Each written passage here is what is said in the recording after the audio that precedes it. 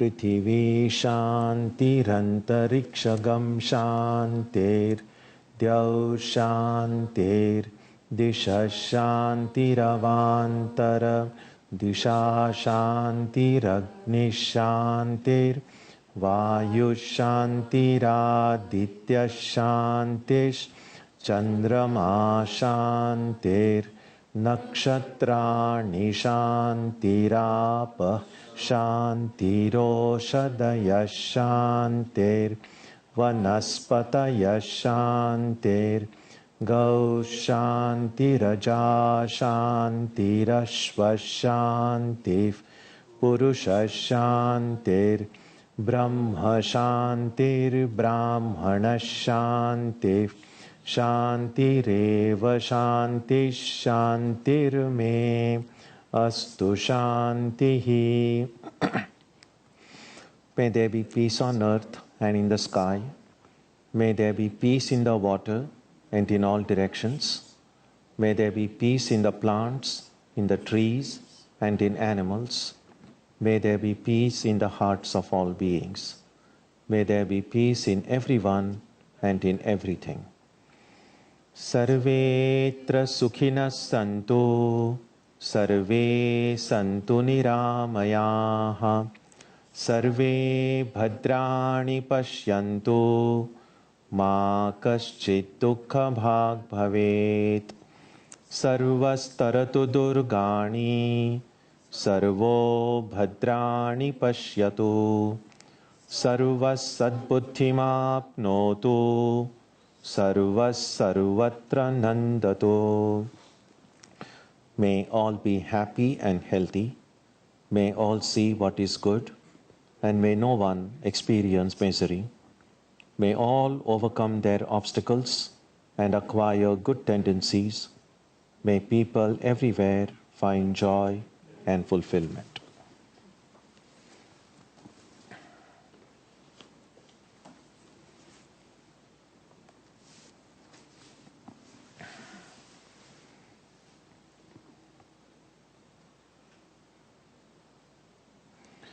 Let us now spend some time touching the center of peace and joy in our hearts.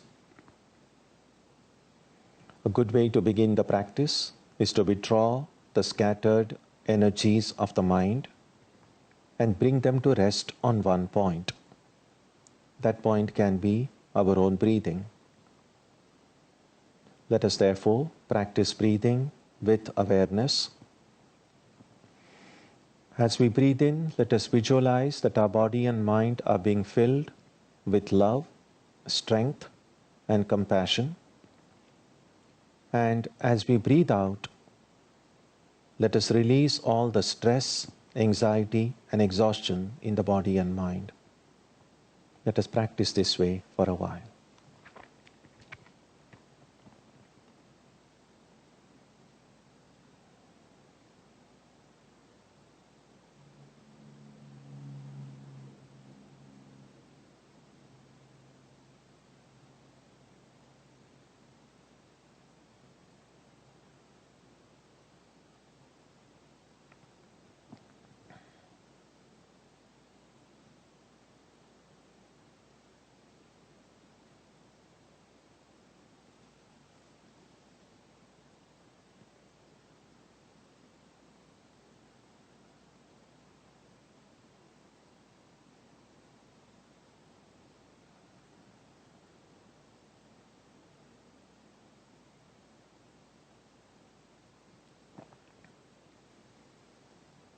Let us now turn our attention to the region of our heart.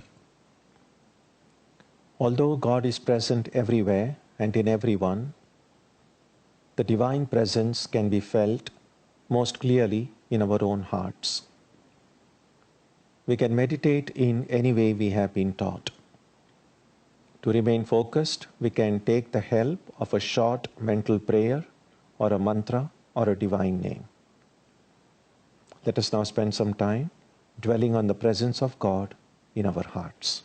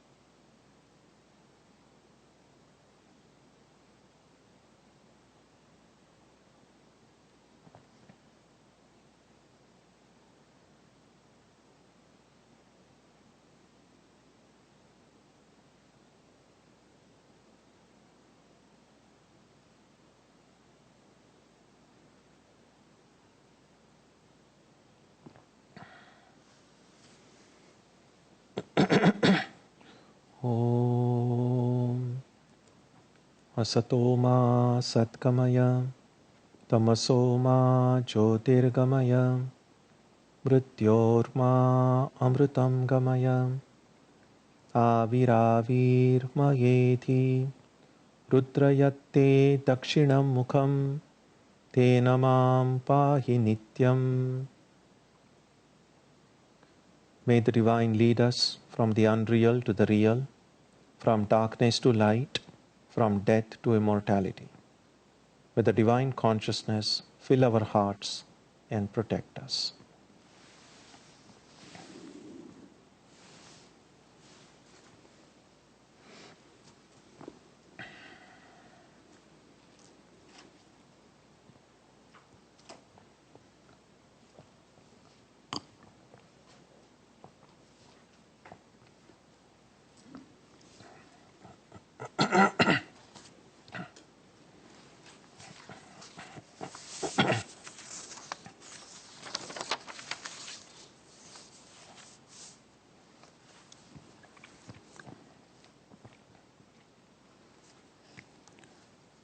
We begin today on verse number 65. Manmana bhavamad bhakto madhya jimam namaskuru mame vaishyasi satyam te pratijane priyosi me. Fix your mind on me, be devoted to me, worship me, and bow down to me. Then you shall come to me. Truly do I promise to you, for you are dear to me. We saw in the earlier verse last week, when Krishna says, after giving to Arjuna so much teaching throughout the Gita, he concluded in the last verse saying, "Hear again my supreme word, the most secret of all." So now, that's why, because of this prelude to this verse, these couple of shlokas, this one and the next one, especially the next one, is often considered what they call as the Charama Shloka, meaning the highest teaching that Krishna gave. Now that characterization of the teaching as highest, that's a very subjective thing. So some people see it as highest, some people feel that, well, that doesn't mean the other things are less important. But that's not the main point. The idea is that Krishna refers to these teachings as the greatest secret. And I said last time that by secret is meant that it's something that is not known to most people. And even those who have read this, the true significance of this teaching may not be immediately relevant to all. So it's secret not because it's like normally when you use the word secret, it's like some kind of a top secret, hidden and only given to a few people. It's not secret in that sense. So something can be right before our eyes and yet not available to us. In that way, we can say that God is the greatest secret of all. Because if God is omnipresent, God is everywhere, and we don't see God anywhere. So something that is right before our eyes and yet not available to us. So this teaching is secret, it's in that sense. That is accessible, we are reading it, and especially now with the copies of the Gita available online or hard copies, it's not difficult to buy a copy and just read this. So in that sense, it's not a secret. But after reading this, what is the teaching that Krishna actually conveyed to Arjuna? That's secret, because unless we have not opened our hearts fully to the teaching, we might hear the words, but we may not understand the meaning. And we see that sometimes happening. It's sometimes even in our day-to-day conversation. Suppose you are speaking on a subject to someone who is not familiar with even the basics of that subject. And you're speaking in a language that both understand. So you might, for instance, you're speaking about, say, quantum mechanics or something to someone who has no background in it at all. And you're speaking in English, that person understands English. So when you explain quantum mechanics to that person is able to understand the words, but may not understand the intricacies because you don't have the basics. That's exactly how it is here. We might understand the words, but unless we know the basics, and in order to understand the basics, our heart has to open. That's we have seen on earlier several occasions. What does it mean to open the heart? Now, among the several verses in the Gita, this verse probably has the maximum number of first-person reference to me. Fix your mind on me, be devoted to me, worship me. Now, this has been another point of debate or interpretation among students of the Gita. Who is Krishna referring to? And of course, the simplest and apparently the most obvious explanation is, well, when you say, do it to me, I mean to myself. And so it's understandable if someone refers this me to meaning Krishna. So Krishna is asking Arjuna, fix your mind on me, be devoted to me, and all of that. But then, if you take it literally to mean Krishna himself, as he was, the historical Krishna who was being the charioteer for Arjuna, then what does it mean? Say, then you shall come to me. But he's already there. They're just standing, they're just next to each other in the chariot. So coming to me, well, Arjuna would say, I'm already near you. What does coming to you would mean? So obviously what this means is to take it literally and refer to me as Krishna, the person who was driving the chariot of Arjuna, wouldn't make sense. And we have seen earlier that we all use the personal pronoun I all the time. And we have to ask, every time I say I am speaking, I am doing, who is that I that I am referring to? And in the case of most of us, it's usually a combination of both body and mind. So when I say I'm sitting now and I'm talking, well, what's actually sitting here is this body which I identify as me.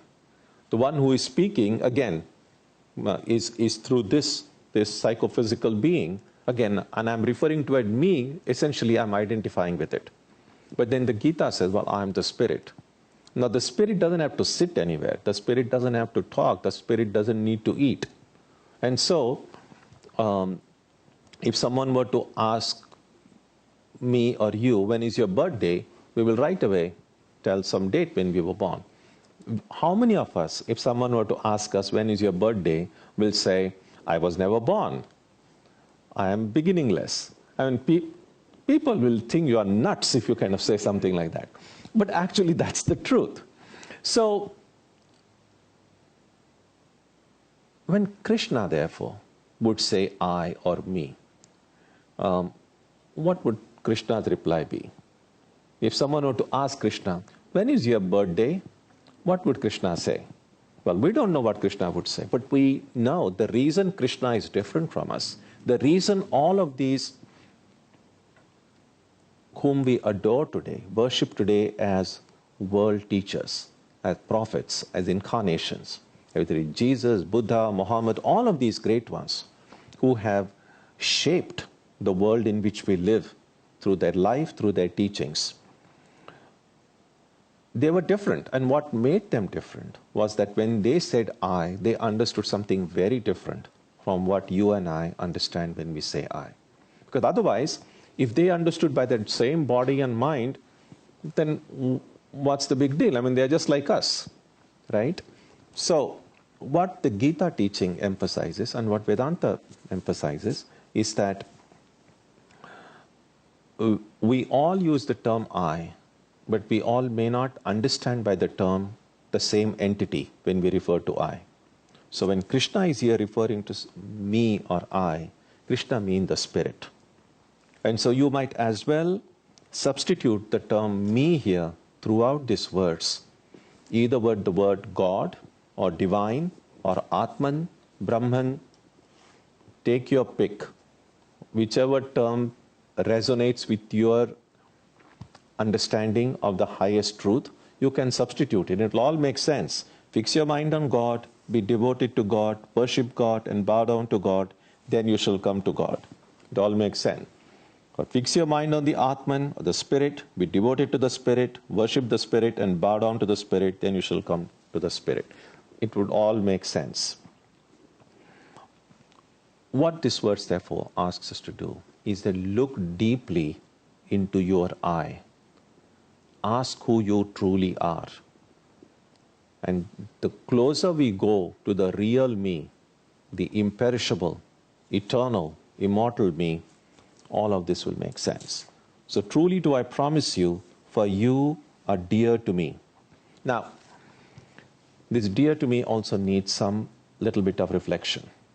When Krishna says to Arjuna, you are dear to me, or when this kind of enlarges into, even if we look upon Krishna as an incarnation of God, what does it mean when an incarnation says you are dear to me?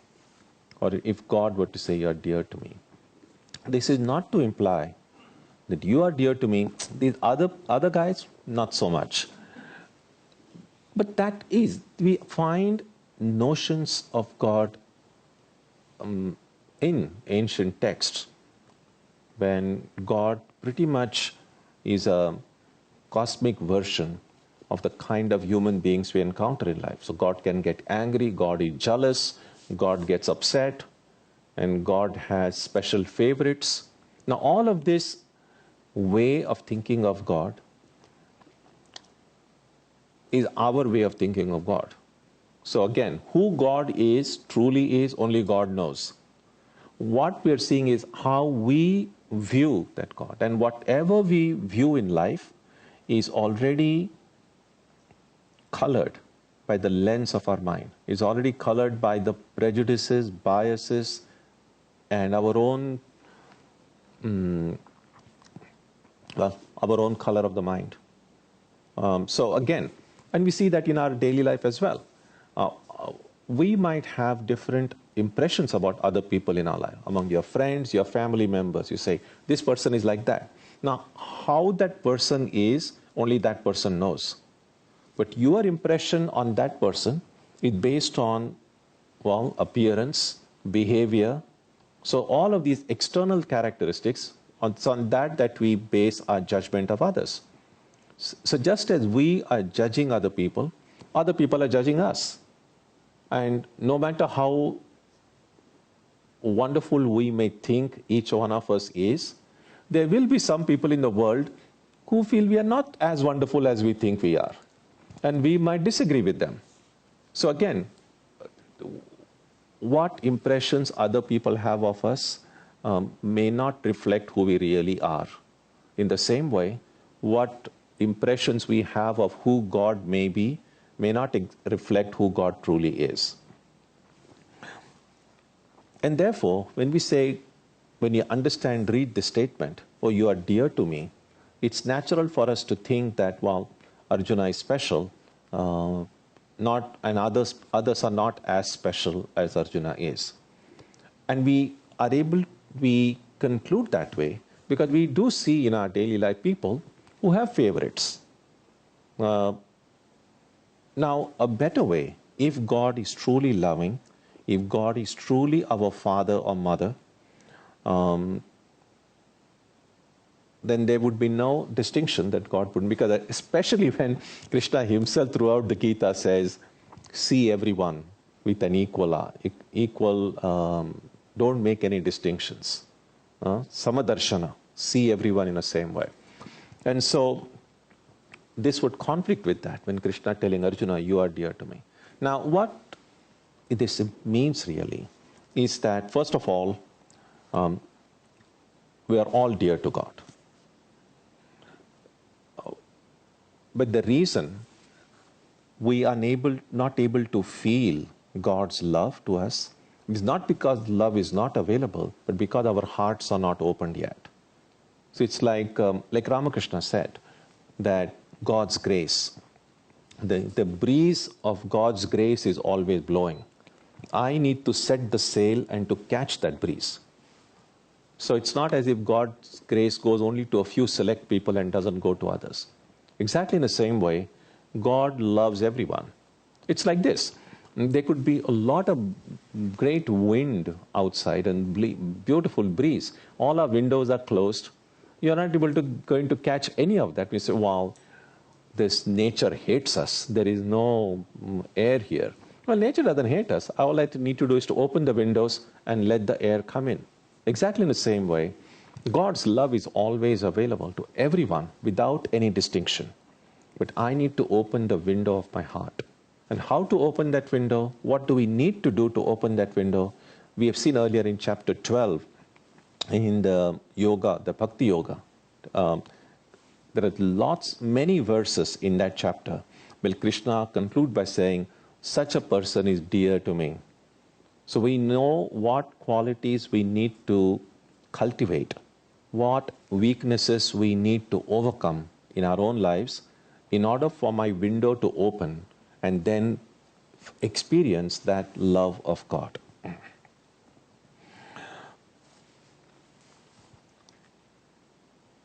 One other point.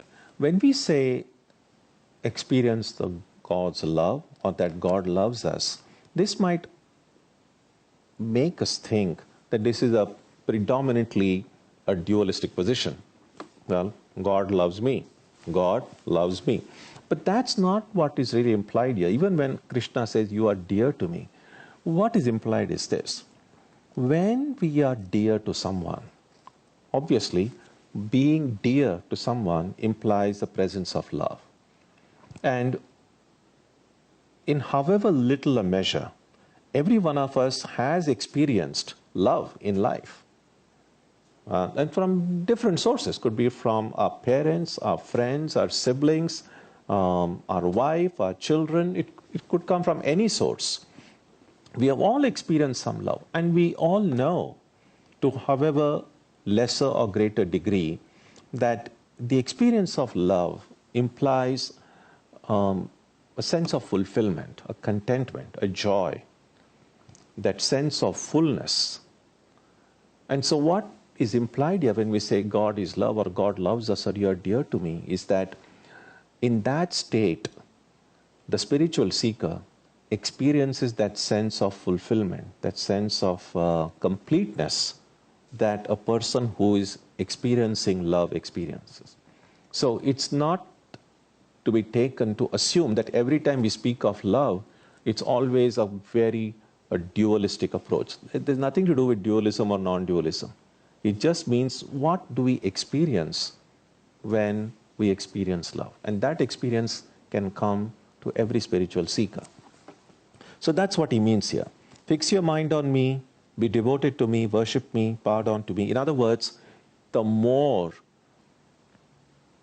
the focus of my life becomes the spirit, the spiritual ideal, it's then that truly do I promise to you, you shall come to me. We will go back to our own true nature.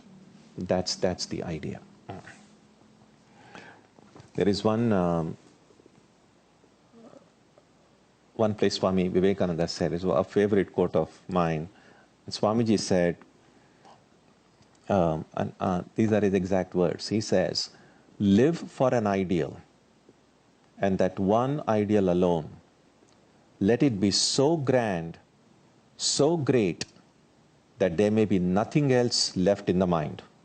No place for anything else, no time for anything else. Now that's a pretty high state. We may not have reached that state yet, because at present we have several ideals, several things we want to accomplish, several goals we want to reach, which is okay. It's better if all of these ideals or goals are in the same direction.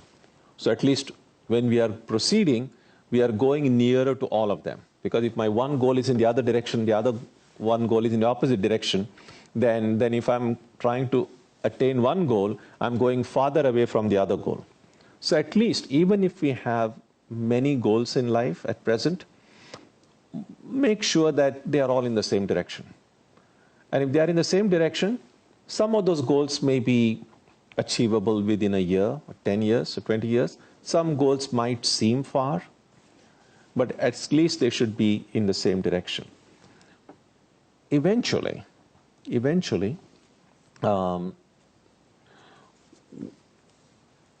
as we grow older, some of the goals will fall by the wayside on their own. Practicality itself will make it inevitable. When we are teenagers, when we are young, we say, I want to do this, I want to do this, this is what I want to do. We kind of have a long list of things we want to achieve. And then, of course, when through age, through a little bit more maturity, we recognize, well, yes, I don't think all of those things can be achieved. And so then we decide, okay, these are the things I think I'll let go. So over time, we are able to let some of those goals, dreams that we had, we let go. Some of these things we let go willingly, happily. Some of the things we let go rather reluctantly. But as generally, and it's a good sign that as with age, the focus gets narrower. Now, one other point that needs to be kept in mind is having many goals themselves in itself is not a problem, provided if we have among these goals one kind of an ultimate goal, and others would be like more or less intermediate goals. So for a spiritual seeker, for instance, it would be, yes, I want to realize God. I want to become enlightened. That doesn't mean that I don't want anything else. Well, in the meantime, I would also like this, I would also like that, but I would also like to be enlightened. And if being enlightened is my topmost priority, then that would be like, well, that's my ultimate goal. Now, so long as I said, the other goals are not in conflict with that, I think that's fine. In fact, pursuing other goals while keeping my mind on God, keeping my mind on the Spirit, being devoted to the Spirit, it's possible. So the spiritual goal is not necessarily in conflict with other goals, provided, as I said, it doesn't make me violate the principles on which spiritual life is based. So long as ethics, morality are not compromised, no goal would be in conflict per se with the spiritual goal, provided even the pursuit of other goals, I never forget the spiritual goal. And that's what he means here. Fix your mind on me, devote it to me, etc. So if I can keep my mind on God, keep my mind on spiritual life, and then go about carrying out all the duties and responsibilities in life, then ultimately we shall go to that spirit. We shall attain the spirit.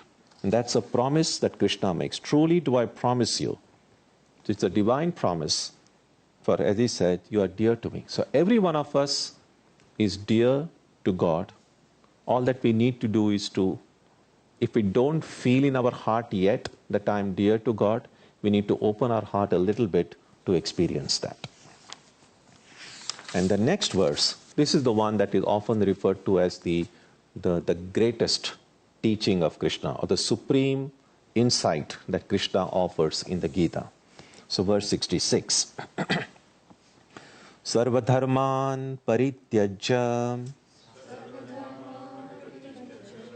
mamekam sharanam vraja aham tva sarvapapebhyo mokshayishyami ma shuchaha. Giving up all duties, take refuge in me alone. I will liberate you from all sins. Do not grieve.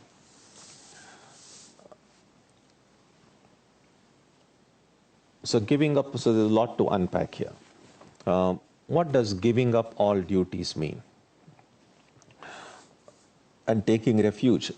This past Sunday, those of you who were here, we had an occasion to discuss a little bit of what taking refuge or self-surrender means, and how whether or not whether self-surrender is in conflict with self-effort or self-reliance.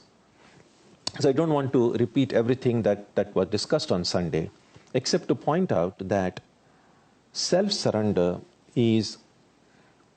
might seem to be the easiest of paths because, well, I don't have to do anything, just surrender. But that's probably the most difficult in many ways. What prevents the self from surrendering is the stubbornness, the ego. It's so the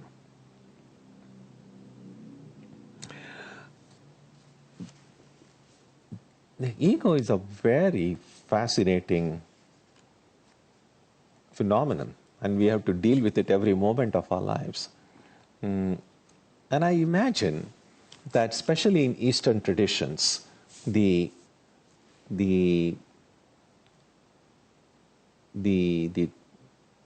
custom that has evolved about showing respect, it always involves some kind of a bowing down. Bow down, or you even in the Indian subcontinent, you kind of go and touch the feet of the holy person. You bow down. Sometimes they call it dandavat. That is, you completely fall flat on the ground before you go to a temple or before a deity. Now, that kind of a bowing down, there is resistance oftentimes. Why should I bow down before anybody? It's what the resistance comes from the ego. It's that I will not bow down. And so surrendering is not that easy. Now that doesn't, of course, mean that you just surrender to anything and anything and everything, or anyone and everyone. That's not the idea at all. But if I recognize that there is someone or something which can free me from what difficulties I have, then I must have the humility to accept the superiority of the source to myself at that stage. It's like think about it this way: if I'm ill and I go to my doctor, and my doctor tests me and then looks over and then makes a diagnosis and then prescribes some medicine. Now, in order for me to take that medication which doctor has given, there is some amount of faith and trust involved. If I like, why should I do what you ask me to do? I'm not going to do, and then why did you go to the doctor in the first place? So we don't call it like you're not surrendering to your doctor, you're not surrendering to your teacher. But what it implies is that the humility to accept that there are sources in this world who might know more than what I know, that I have something to learn, I have something to benefit by my association with it. I mean, to acknowledge that there is something or someone better or greater in some respects than me, that requires some amount of humility. And so this surrendering becomes easier when the true humility we have in the heart. And so a little bit of a loosening of the ego is essential in order for surrendering to become real and natural and effortless. So what does giving up all duties mean? Again, this doesn't mean like just stop doing everything and just sit at home doing nothing. First of all, we have seen that you cannot do nothing. When you say I'm doing nothing, it just means that I'm not doing now what should be done. Because nobody can do nothing. At least, at the very least, you're just sitting doing nothing, but that's still doing something. Your mind is again never at rest. So doing nothing is not an option. The only option we have is, should I do what should be done, or should I do what should not be done? That's the choice we have. So when Krishna says give up all duties, one way of understanding that giving up all duties here means giving up my present approach to duties. How do I see the duties I have in my daily life? And we have to ask that question. Every one of us has to ask that question. I might have duties to my family, to my friends, at my workplace, to my boss, and so on. So we have a bunch of duties. How do I see my duties?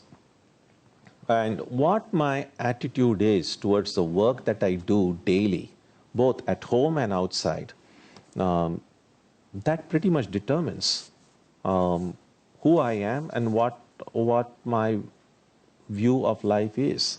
And therefore, the subject of duty is very important. The word duty to many people implies that a kind of a burden in some ways. It's like, oh, I'm doing this because it's my duty to do it, which somehow makes feel that if I really had a choice, I probably wouldn't be doing it, but it's my duty. So that's the sense of duty in the minds of some people. So giving up, that is the attitude we have. What Krishna is saying is, give up the present way you look at your duty. Do your duties in a different way. And one of the ways is do the duty as an offering unto God, which is what the earlier verse said, that worship me. Whatever you do, do it as an act of worship to me. So giving up my duties as I understand them now. So that doesn't alter the way I do my work. It just alters the mind I bring to the work. For instance, a Vedanta student will be, say, working in wherever your workplace is, and there'll be other people working with you in wherever you work. Now, externally, to an observer, all of you are doing more or less work in the same place and more or less probably doing the same kind of work. But internally, if you're a student of Vedanta and if you are influenced by the Gita teaching, how you do the work, again, externally it may not look very different, but internally, what mind you bring to it will be very different. And no one can see what's going on in your mind. Everyone can only see how you're doing it externally. Now, the benefit that you get from work will depend on what kind of a mind you bring to it. So if you do the same work with an attitude of karma yoga, as a yoga, your benefit will be very different and very profound compared to someone else who is doing exactly the same work along with you, maybe a colleague of yours. but who is not doing it with that, that person's experience will be very different. So what we get out of work depends on what kind of a mind I bring to that work, how I look upon that work, with what attitude I do the work. And so Krishna says giving up all duties here means giving up the duties as I understand them now, and do it in a different light with a different mindset. A second way of understanding giving up duties is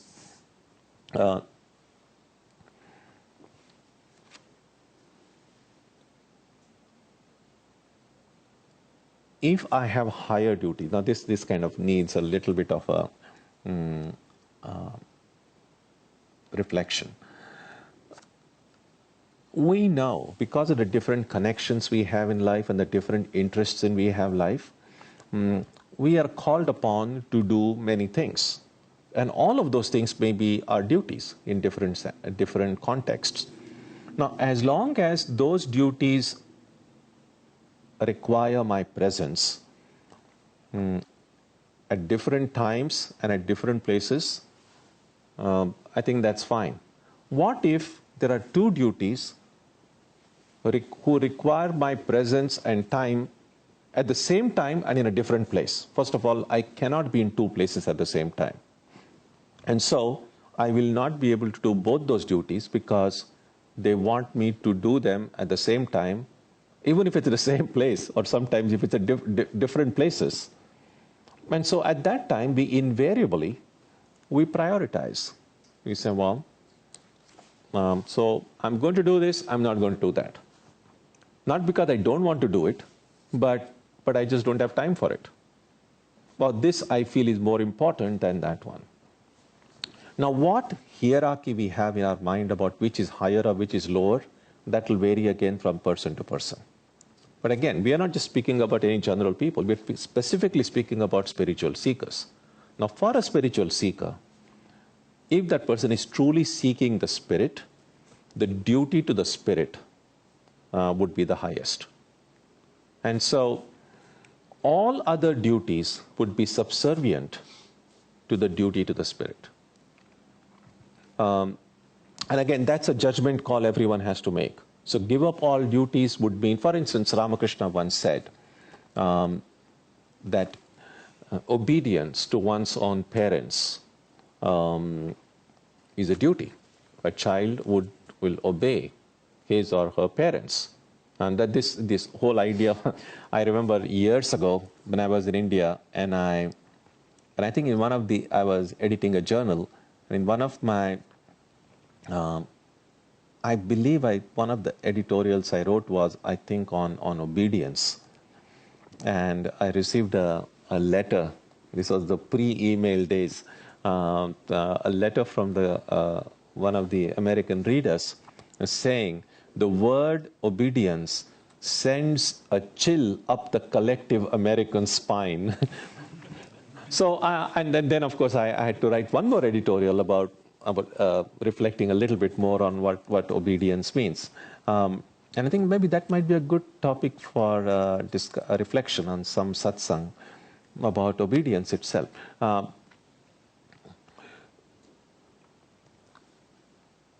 But obedience, in the Vedas, it said, Matra Devo Bhava, Pitra Devo Bhava. So, obey your parents and so on. Clearly, it's delineated, not that you just obey them blindly, clearly, that you see, so long as they are not telling you to do something terrible or wrong, that's kind of understood. But now, what if one's duty towards one's parents conflicts with a higher calling? And I mention this specifically because many, for instance, who have become monks, not all of them leave their home with the blessings of their parents. In fact, in the beginning, there's a lot of resistance. In most of the monks that I have known, there's always been a lot of resistance. And then you say, well, you are violating your duty. Your parents want you to stay home, and you just leave them and go away. Well, you're not doing your duty. When this context was brought to Ramakrishna, and then he said that if one is doing it for the sake of God, for a higher spiritual calling, then no, that violation is not a violation. But for any other reason, if we do it, then there is a problem. So this is just one specific case in which he mentioned it. So I just mentioned this to show that we do prioritize things in life. And for a spiritual seeker, the spiritual priority would be the topmost priority. So that would be a second reason why giving up all duties would mean, if I have this highest calling, then the other duties can be given up.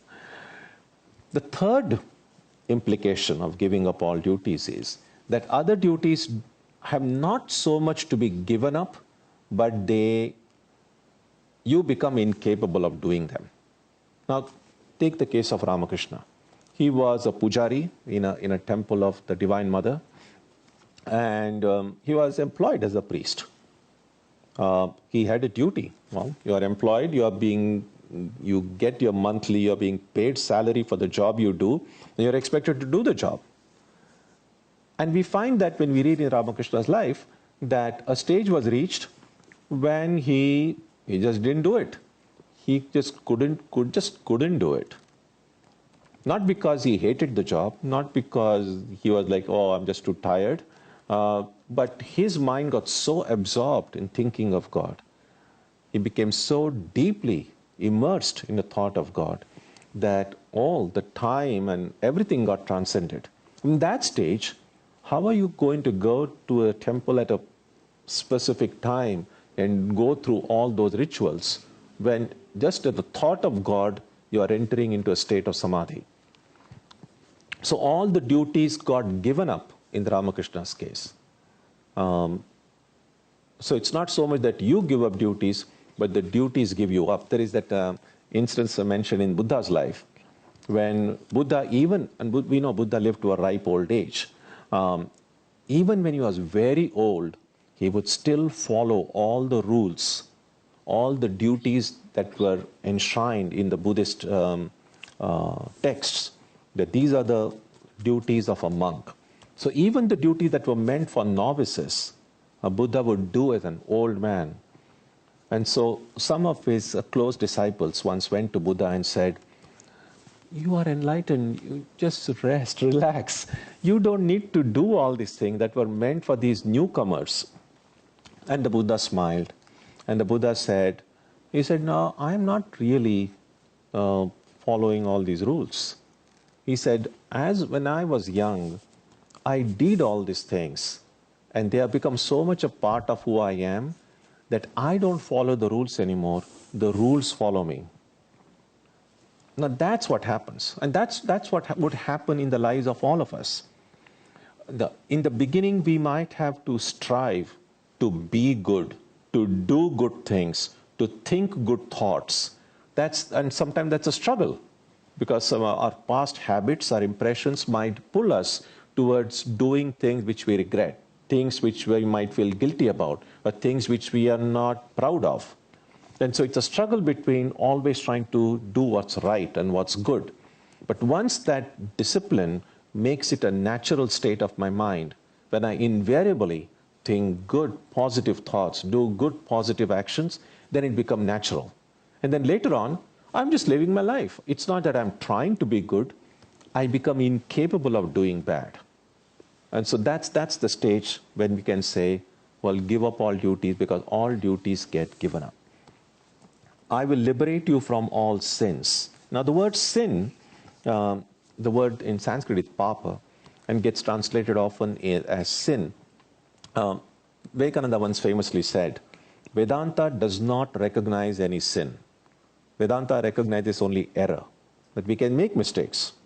And if we make mistakes, sometimes we will suffer a little bit from it. If I don't look carefully while walking on a sidewalk and if there is a banana peel, I might slip and fall down. Well, that is a mistake. I should have been careful while walking.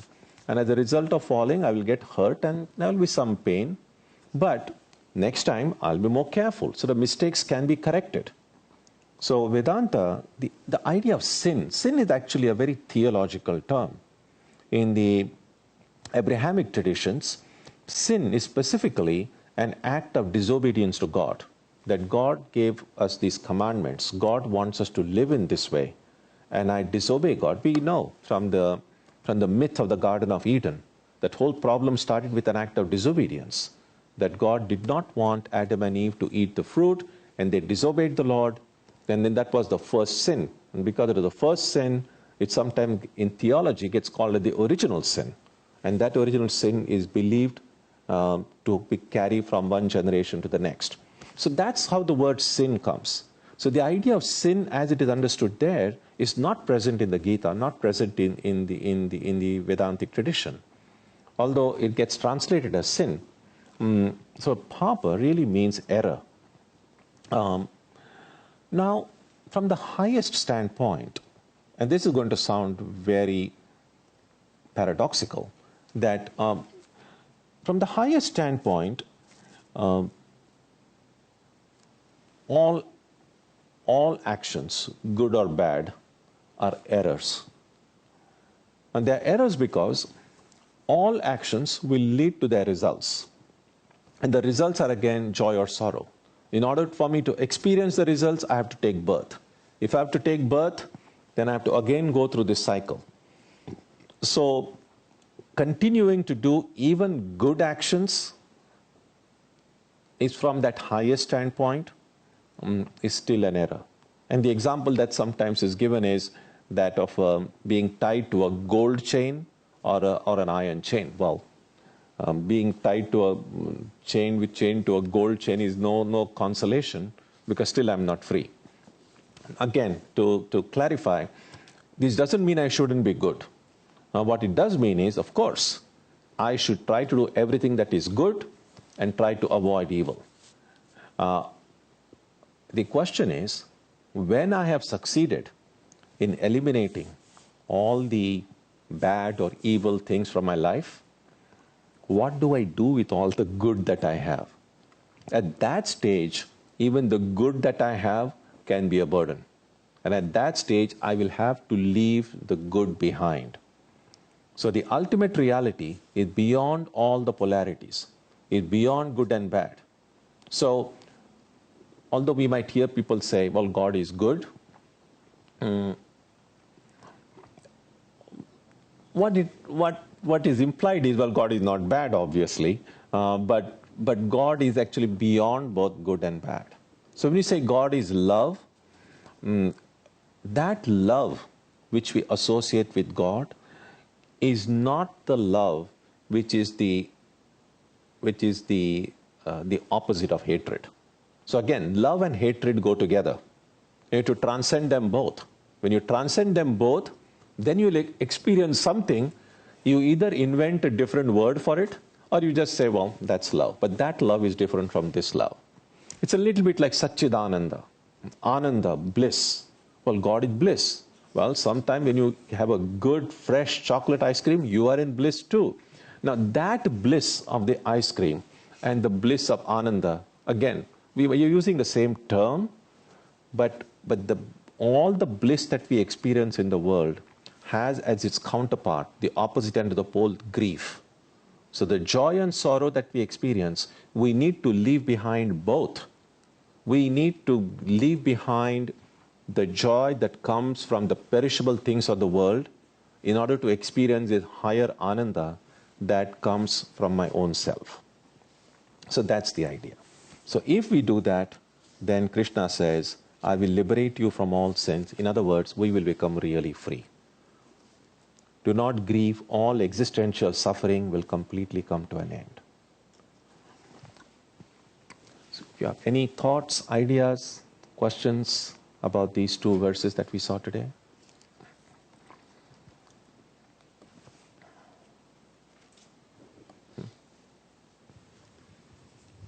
Maharaj, you mentioned something about duty to the spirit.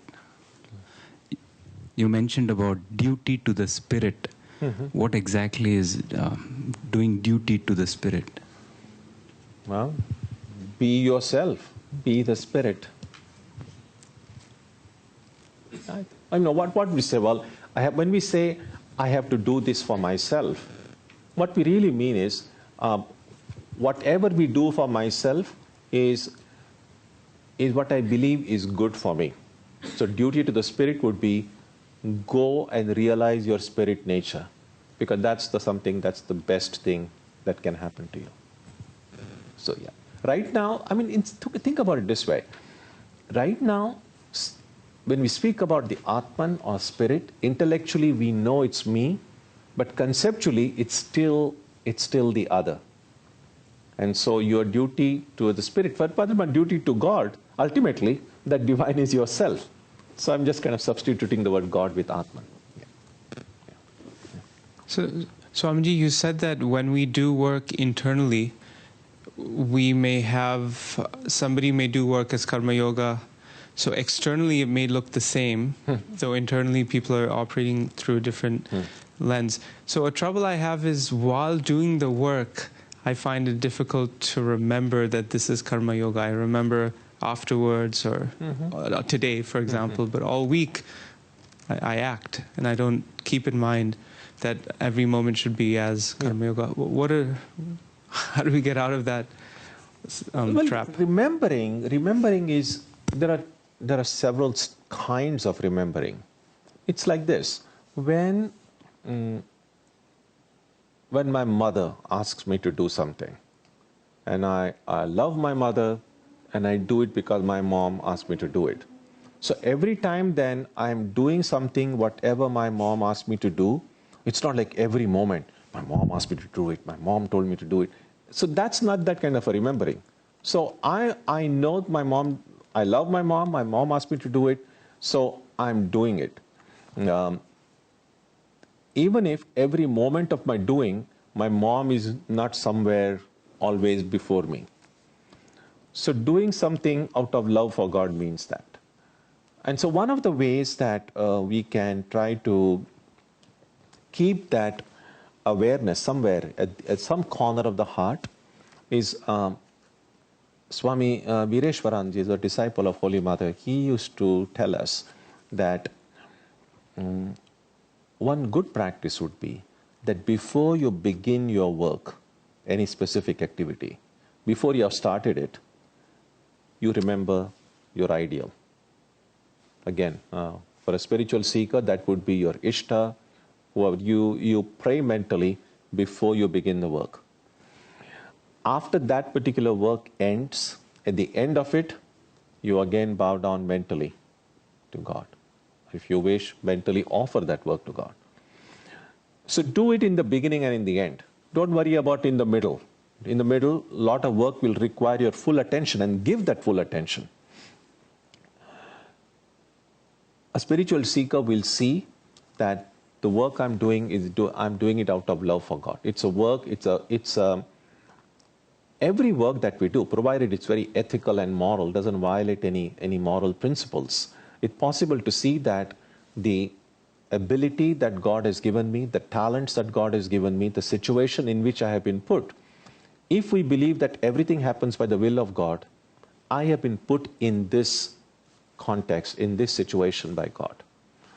And therefore, if I love God, I would say, this is what God wants me to do, because if He didn't want me to do that, why would He have put me in this situation? So that's how a devotee sees, that I'm doing it out of love for God. And if I'm doing it for God, let me remember God before I begin the work. Let me remember God at the end of that work. Now, if this becomes a habit, and if I try to remember it at least in the beginning and the end, chances are, if my work requires like full attention, 100% attention, then probably you won't remember. But a lot of the work that we do in daily life doesn't need such total thing. Or at least after every few minutes, or maybe after half an hour, an hour, you do just kind of look here and there, or just have a cup of coffee, or relax a little bit, or say hi to your friend or whoever. So we do have these small interruptions, even when we are busy doing some work. Now, during those interruptions, again, you have the freedom and an opportunity to again remember God. And remembering God doesn't mean necessarily anything more than just remember God in your heart. Or maybe just repeat your mantra once or twice in the heart. I mean, that would be for one who already has a mantra given by the Guru. The best way to remember God is now and then, just remember the mantra. And repeating a mantra, usually the mantras aren't like a big paragraph. So it doesn't even take a couple of seconds. So you remember God before, the end, and in between whenever you can. Over time, this will become such a natural state of your being that when you work, you won't have to even consciously remember that you have to remember God or pray to God. It will become so natural. I'll tell you one interesting thing.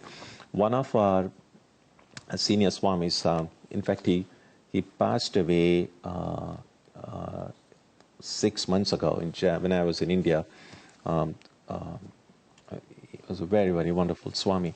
So a story is told about him. I haven't seen this personally, but I have heard from other monks who were present. So for a long time, he was the principal of a residential college we have in Calcutta. And so when they were having a football tournament, football is soccer tournament, and being the head of the school, so he was just like when we have the baseball season begins, we invite some celebrity to throw the first pitch. So so this Swami was invited. The soccer match is about to begin, and how do you inaugurate a soccer match? Here's the ball kept there. You just kick the ball. And so he went and he just kicked the ball, and it becomes so much of a nature to him, because in India, touching anything with their feet is considered not a very good thing. And so even accidentally you touch something with the feet, so invariably people will just kind of just bow their heads, just fold their hands like this. So he just kicked the football, and invariably he did. And everyone had a good laugh.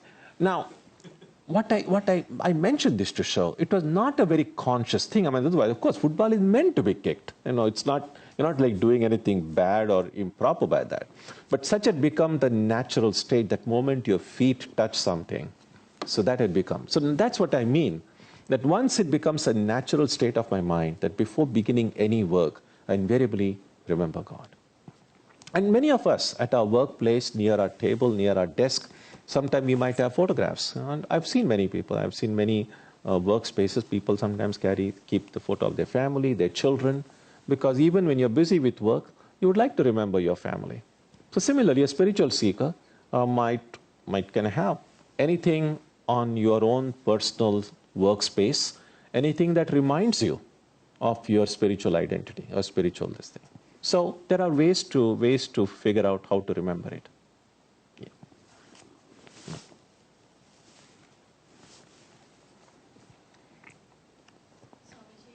Talk about duty, it has like double sword, because when we do duty towards, like you gave the example of mom, we don't think about it, we just do it.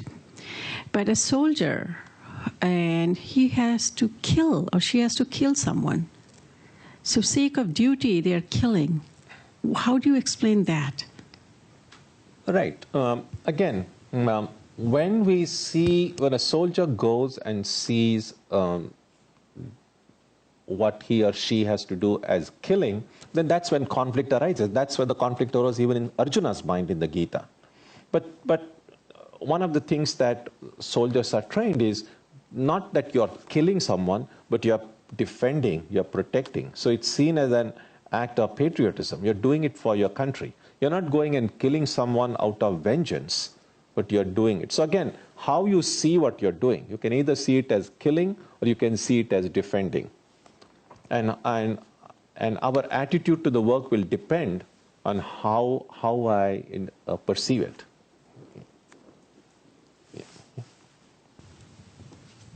Mind? Swamiji, in the 60th chapter, just first we heard, says give up all the duties. But then Krishna, in the beginning, in the chapter 3 and others, he says, don't even think about giving up your duties. Exactly. And even I have to do my duties. So can you reconcile the two? Well, that's why this is the secret. Because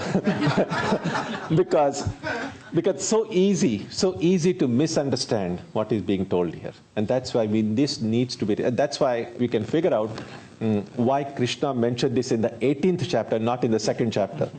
Because Arjuna wasn't ready then. Arjuna would have totally misunderstood this. I said, well, then I don't need to do anything. It would have seemed to Arjuna as if Krishna is agreeing with what he's saying. So again, giving up all duties is not easy. And the best thing I like is don't give up any work until the work itself will give you up. If I do work in the way it ought to be done, Swami Vivekananda said in one place, I'm just interrupting myself, that do your duty and higher duties will come to you on their own. So if whatever duty I have in my life right now, if I do it in as best a way I can, higher duties will automatically come to me. And every time any duty comes, let me carry it out the best way I can. Because sometimes many of us go through life thinking, I haven't really got what I deserved. I deserved much more. Somehow I haven't gotten my due.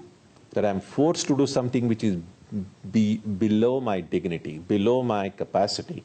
My worth is not being recognized by others. And a spiritual approach to that would be, yes, this is not to say that always my worth is being recognized. There is a lot of other factors working in the world which make these kind of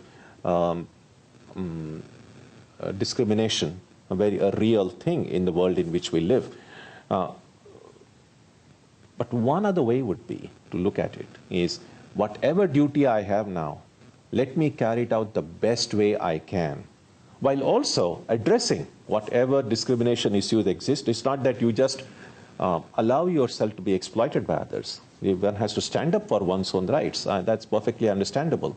But even then, this doesn't give me the license to neglect or to ignore my present duties, however unhappy I might be with them.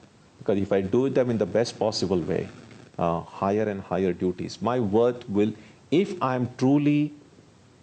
worth is truly what I think it is, it will be recognized.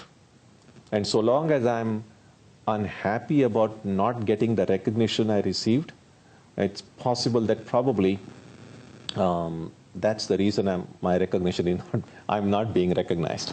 Who knows? Actually, yeah. Okay. Anyone else? Okay. So we stop here today, and then next time we will begin with verse 67.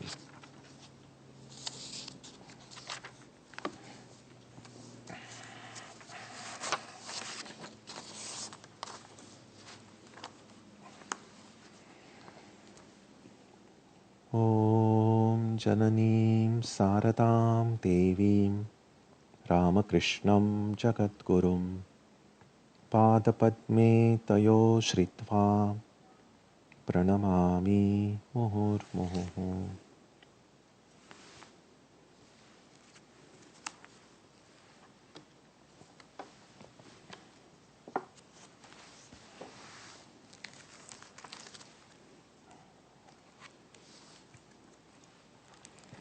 On the Sunday, we'll have Antar Yoga. As usual, we'll have readings by two of our members. There'll be music, prayer, meditation, and then celebrating our birthdays of everyone born in the month of June. So you're welcome for the program on Sunday at 11 o'clock. Next Wednesday, we'll continue with the study of the Gita. And on Tuesday and Saturday, our meditation will also continue as usual. Let's conclude with a prayer now on page 3.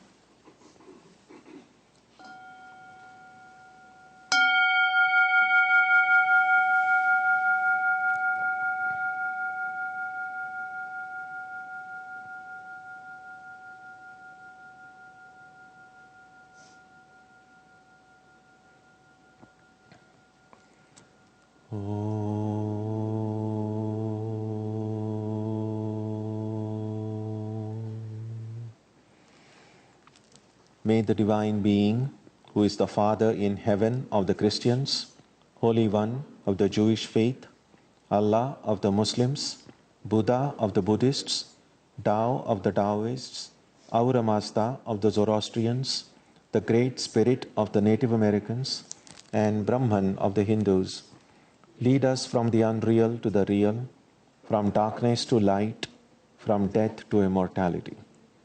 May we be granted strength, freedom, and clear understanding. May we learn to see God in our own hearts and in everyone around us. May God bless us all and fill our hearts with gratitude, grace, and love. Om Shanti Shanti Shanti. Peace, peace, peace be unto all.